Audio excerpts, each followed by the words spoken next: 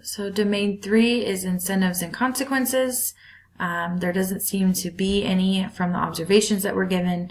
There's yelling after students in the hallway to walk, as well as the administrator is inconsistent with the restroom policy. There's no consequences for forgetting their ID for some students, while other students are still told no, that they cannot use the restroom. Domain 4 is environmental characteristics, issues, and factors, the physical plan and logistics. There are long lines for food, no assigned seating. All students leave through the same door. The tables are left dirty, and there are enough seats for each student. The last is actually positive, so that students, even if they don't have assigned seating, there still is a seat for them. I'm not going to mention that the school is housing 150 more students than it was built for, because we cannot change that, but we can change how we manage those students in the cafeteria.